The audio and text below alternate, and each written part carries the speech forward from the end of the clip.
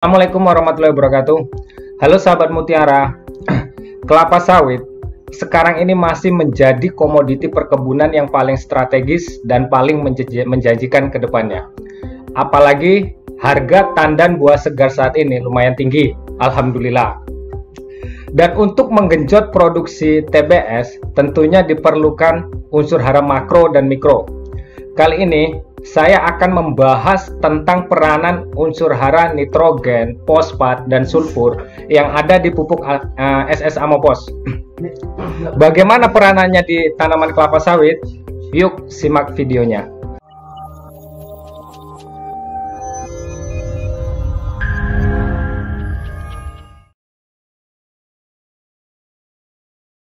Halo, selamat datang di channel YouTube kami, NPK Mutiara TV. Di channel ini, Anda akan mendapatkan informasi dan edukasi seputar pertanian, khususnya nutrisi tanaman. Tonton video-video kami, jangan lupa like video kami, subscribe, dan pentung tanda loncengnya untuk terus mendapat update dari kami. Sahabat mutiara, pada video podcast kali ini, saya akan membahas tentang pupuk SS untuk tanaman sawit, khususnya tanaman sawit yang menghasilkan.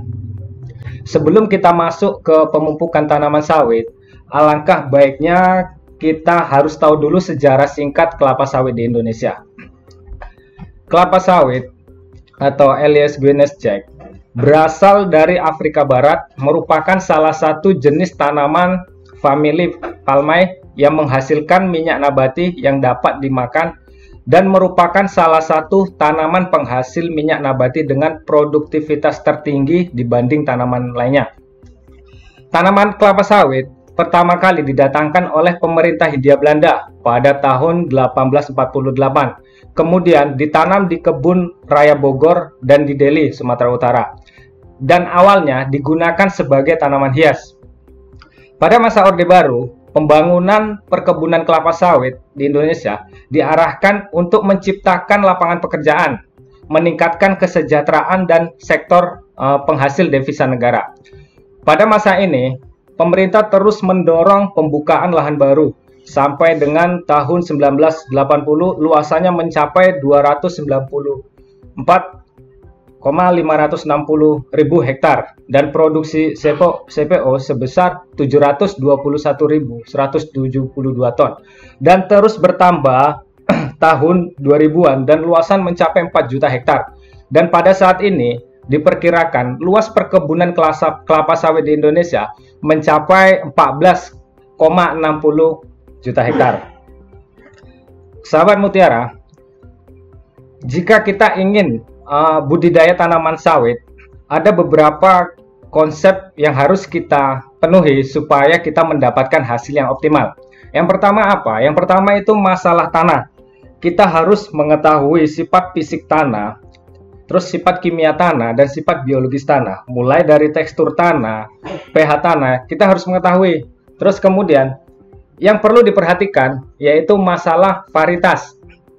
Apabila kita ingin menanam sawit, usahakan kita harus melihat varietas apa yang diunggulkan. Apalagi pada saat sekarang ini banyak varietas tanaman sawit itu yang bagus-bagus. Misalnya dari PPKS. PPKS itu memiliki beberapa varietas yang bagus seperti Dampi, Yang Ambi, MB540, 239 dan banyak lagi. Jadi perlu diperhatikan masalah varietas untuk tanaman sawit. Kemudian cuaca juga harus diperhatikan supaya kita mendapatkan hasil yang lebih optimal. Dan yang paling penting itu masalah manajemen di tanaman kelapa sawit. Mulai dari pemupukan, gulma, irigasi, terus populasinya, hama penyakit, dan sumber daya manusia. Itulah beberapa konsep terpadu untuk hasil optimal apabila kita ingin budidaya tanaman sawit. Terus kemudian, selain itu, ada beberapa, apabila kita melakukan pemupukan, ada beberapa penurunan efisiensi pupuk. Nah, jadi kalau kita mupuk itu ada beberapa penurunan. Misalnya, dari mulai hara yang tidak seimbang. Jadi usahakan hara itu harus seimbang di tanaman kelapa sawit, seperti nitrogen, fosfat, kalium, magnesium, dan banyak lagi. Terus kemudian waktu aplikasi. Waktu aplikasi itu harus tepat. Misalnya dalam 1 tahun itu rotasinya 3 atau 4 kali, misalnya 4 bulan sekali atau 3 bulan sekali kita mupuk. Terus kemudian penempatan pupuk. Nah, apabila kita mupuk, penempatan itu sangat penting, di mana kita menempatkan atau menabur pupuk itu. Terus kemudian jenis pupuk yang tepat. Nah, ini jenis pupuk yang tepat itu harus kita pahami supaya penurunan efisiensi pupuk itu cukup bisa terhindarkan. Selanjutnya, sebelum kita masuk ke masalah pupuk SS Amopos, kita harus tahu dulu hara-hara yang penting untuk tanaman sawit menghasilkan. Yang pertama yaitu perakaran yang sehat. Perakaran yang sehat itu yang dibutuhkan apa? Perakaran yang sehat itu yang dibutuhkan unsur hara fosfat, kalsium, dan boron.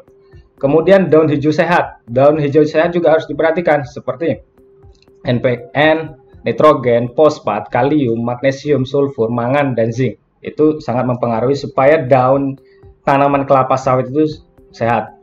Terus kemudian pembungaan yang baik.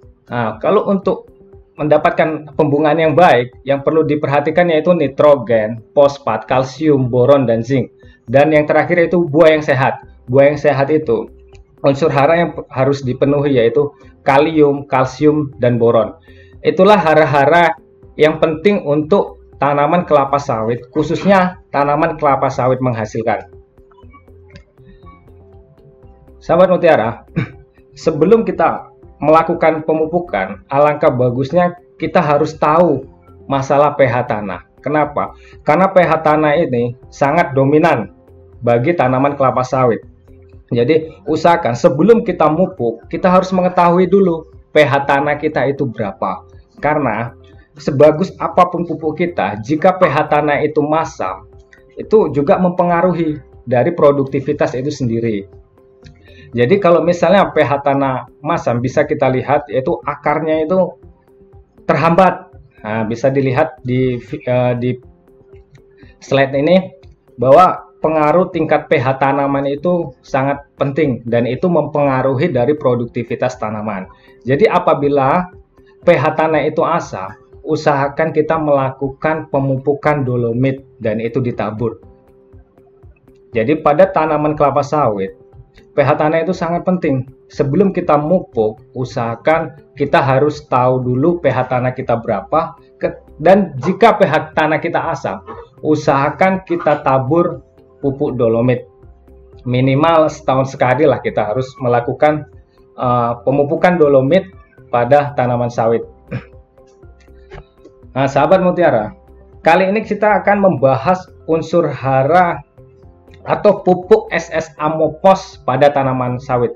Sebelum kita masuk ke pupuk SS Amopos, kita harus tahu dulu kandungan dari pupuk SS Amopos itu apa saja. Kandungan dari pupuk SS Amopos itu ada nitrogen 16%, fosfat 20%, dan sulfur 12%. Nitrogen pada pupuk SS Amopos itu ada 16%. Jadi kelapa sawit itu sangat butuh unsur hara nitrogen yang sangat banyak karena unsur hara nitrogen merupakan hara makroesensial dan nitrogen berperan penting untuk akar, batang, dan daun.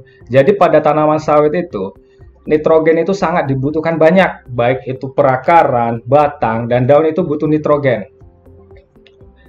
Bisa kita lihat, salah satu apabila tanaman kekurangan unsur hara nitrogen, pertumbuhannya kerdil, terus kemudian tanamannya hijau pucat atau menguning, dan kayak tanaman tua.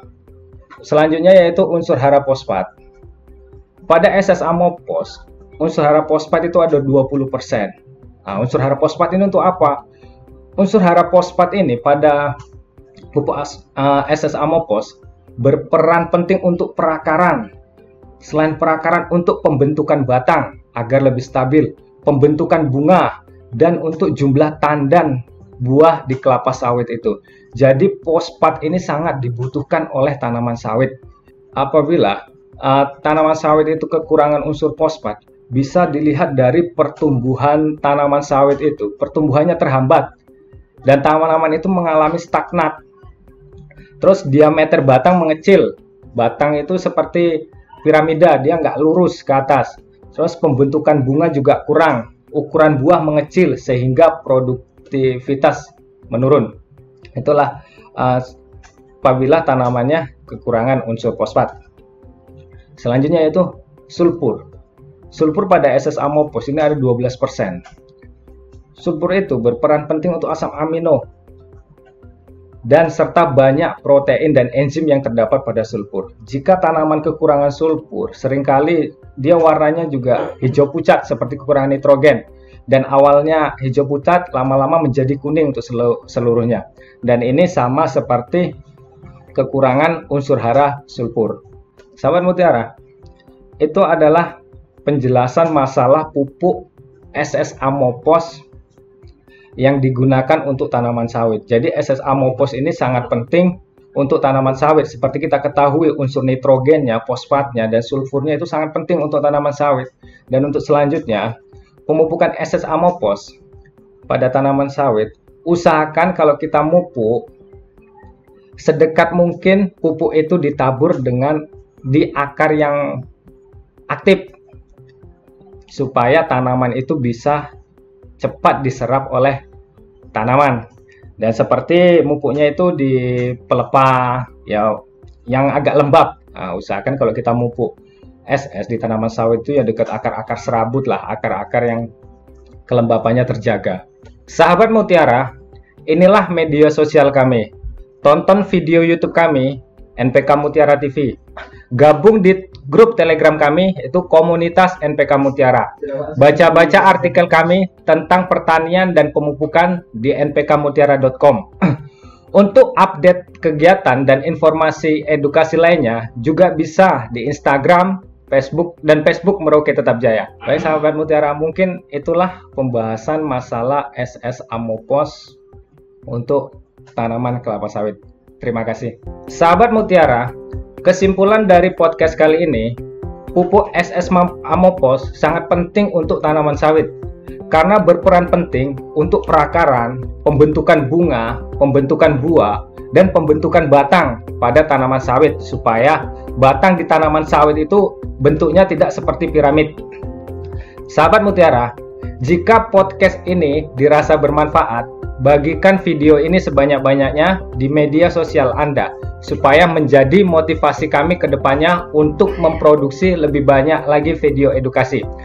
Jangan lupa like video ini, subscribe channel NPK Mutiara TV, dan pentung tanda loncengnya agar sahabat Mutiara tidak ketinggalan video-video edukasi kami lainnya. Stay healthy, jaga jarak, dan selalu pakai masker. Salam Mutiara.